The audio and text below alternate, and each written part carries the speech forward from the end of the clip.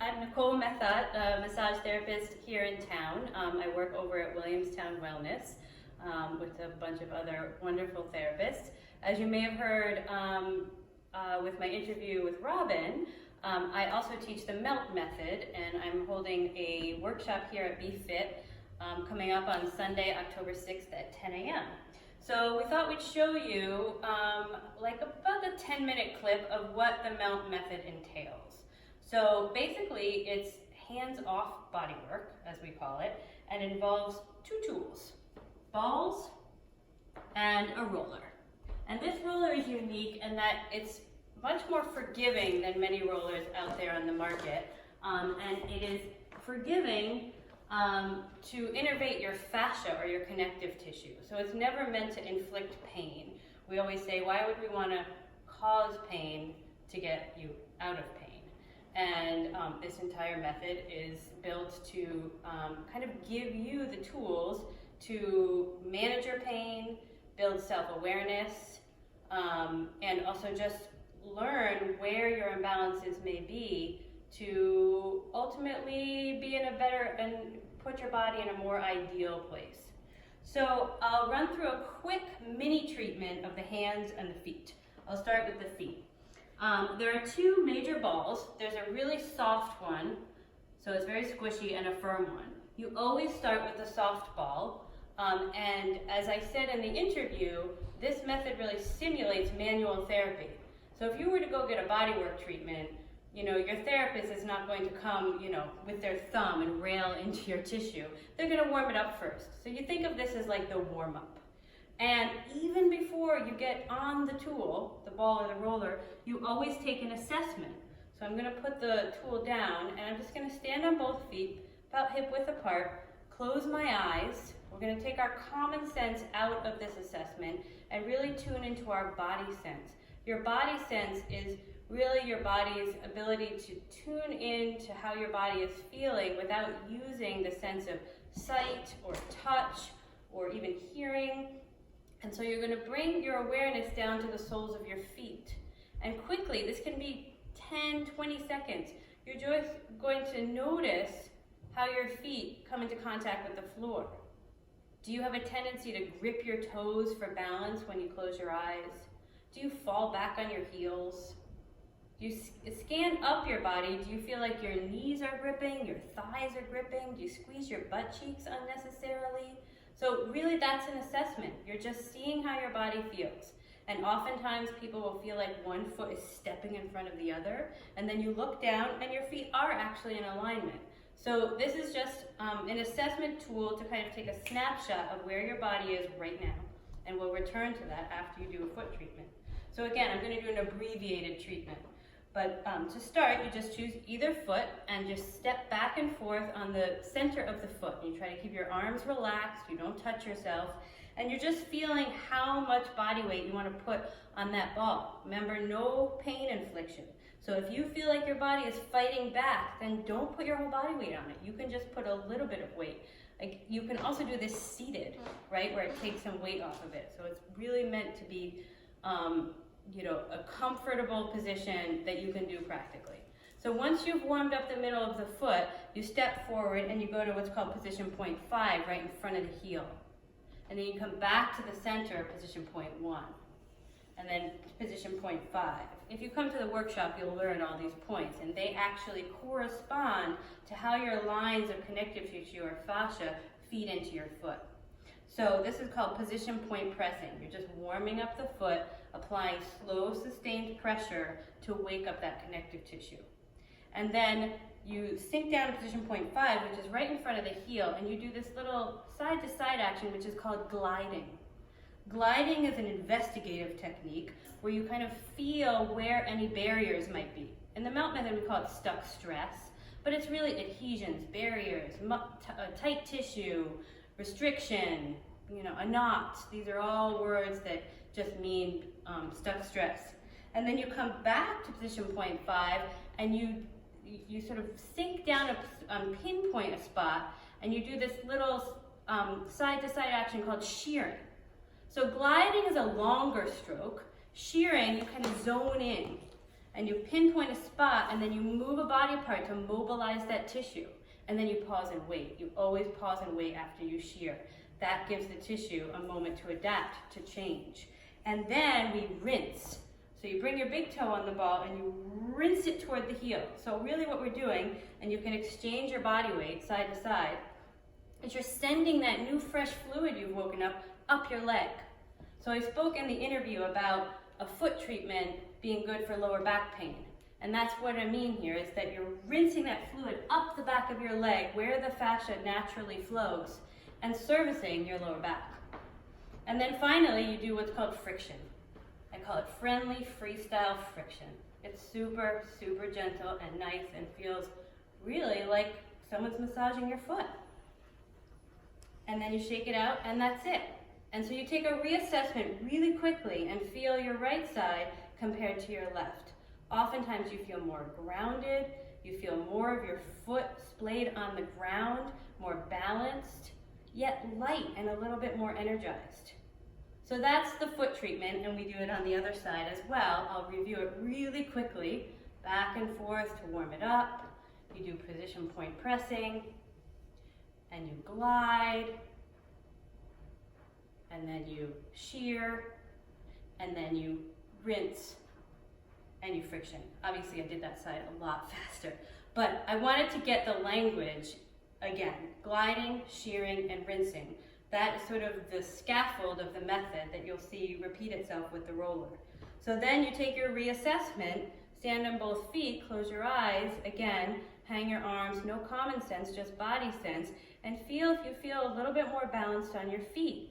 Oftentimes you might not feel as much gripping in either your toes, your knees, your butt cheeks. You just see what you feel. And if you feel change, perfect. That's what it will remind your body to do it again and again. So the hand treatment is very, very similar. I like to do it on the floor. If you're uncomfortable on the floor, you can do it on a kitchen counter, on a table. You can do it standing. You can actually even use the wall as a flat surface. You just need a flat surface. So very similar to the foot treatment, the hand treatment, you sink down and then you glide back and forth at the base of the hand. And then you sink into the thumb pad and you make little shearing. And then you pause and wait after you shear. And then you rinse. So you put a fingertip on the ball and you rinse. So the intention and the pressure is toward the elbow. You're just sort of bringing it back on the return. And then you rinse the top side of the hand. So you start at the wrist and you rinse out.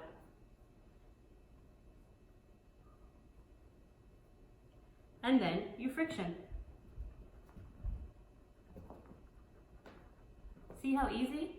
And hang both arms, close your eyes, and see if you feel your arm feels any longer on the side that you melted. You measure the space between your earlobe and the top of your shoulder. Do you feel any more space there? Sometimes even your shoulder blade feels more free.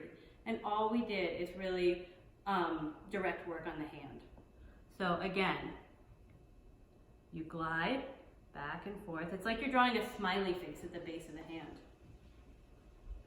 You sink down, and you'll learn the points if you read the book, take a workshop, watch more videos, but the thumb pad, and you shear, and you pause and wait, and then you rinse. Fingertip, rinsing. And I'm doing this at a little faster pace than maybe you would do at home, but I really want you to see how quick it really can be. So if you're someone that works at a desk, drives a lot, even knitting and gardening, everything we do with our hands, you can get so tight in your neck, and you go back down to your hands to bring that fluid up that pathway to your neck and shoulders, and then you reassess and see if you feel any more even between the two sides. So that, by doing just the hands and the feet, has had a global effect, and you've affected your entire body. But just so you can see a little bit of the roller, the way we start with the roller is taking what we call a rest assess. So I always say you start a melt practice as if you would end a yoga class. It's basically Shavasana, or lay on your back, palms face up. And what you're doing is you're assessing how your body is coming into contact with the floor. A full rest assess you will learn at the workshop or in the class, again if you read a book, but really what you're doing is you're taking a snapshot of how your body comes into contact with the floor. Do your shoulders feel evenly balanced on the floor? Do your butt cheeks feel evenly balanced? Do your arms feel similar length? And really the two major spaces in your body are your neck and your lower back. And that's what we're really trying to service, is the curves, or we call them spaces in the melt method, your neck and your lower back. So the rule of thumb is that you never actually melt a space. So you don't want the roller in your neck space or in your lower back space. You're always going to have it above or below. So we always warm up with what we call the rebalancing sequence. It feels so good. So you just get all the way to the front of the roller, safely lay back. So your head, your entire spine and your hips are on the roller, knees are bent, palms are face down, and you just start what's called gentle rocking. And you are applying slow, sustained pressure to your vertebrae, which is a really unique experience for your spine. When you lay on your back on the floor, your rib cage protects your spine by design, which is great, but this is a really great way to wake up that connective tissue around your vertebrae. And so you don't do this for a long time, just a couple minutes. And then you find yourself centered, and we do what's called pelvic tucks and tilts. It is so important to know where your pelvis is. So just to guide, I put a little triangle on top of my sacrum, on top of my pelvis to mimic my sacrum in the back. And a pelvic tuck is, we call it like a sad dog, right? A tail between your legs. Your pelvis tucks under you and your lower back will gently press onto the roller. A pelvic tilt is where your butt sort of sticks out. You think of it as like a little, I don't know, Energizer bunny with a little pom-pom tail. But what you don't want is your ribs to move.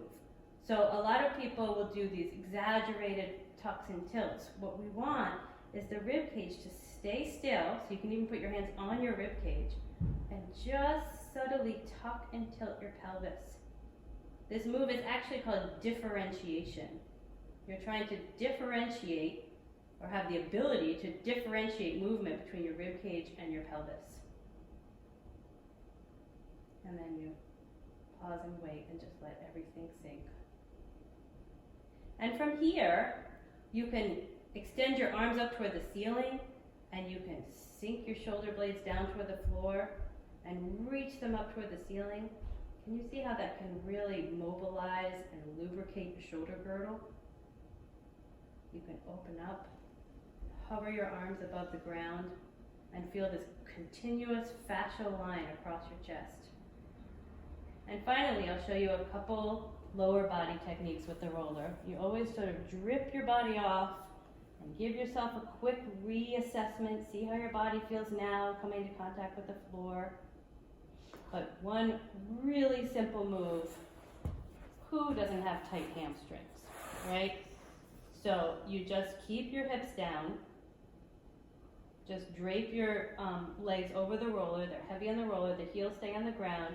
And you just open and close your legs like you're doing a jumping jack, a slow jumping jack, and you just turn in and out. And you're causing this drag of your tissue against the roller to, again, like hydrate your connective tissue. It's like you're wringing out the tissue against the roller, and you pause and wait. And then lastly, I'll show you your calves. You can do both at the same time, or you can cross one over the other, and you start with the glide. Right? Long, investigative stroke. Where is my stuck stress? And you find a spot, oh, there's a little nugget. You sink down on it, and you find little movements to shear, to mobilize the tissue. Side to side, equal circles. So really, if you find the roller in a body part and you learn how to glide, shear, and then rinse it, that's the melt method. It's really, really simple. So quickly, I'll show you how you would rinse your calf. The way the fluid runs in your leg is up the inside, down the back. And so you basically go up the inside and down the back. Up the inside and down the back. Up the inside, down the back. Let's say you find that really awkward. There's no reason you can't use your hands. Up the inside, down the back. Up the inside, down the back. So that is a real quick Melt 101. Hopefully I will see you sometime in the future and you can learn more. Thanks for listening.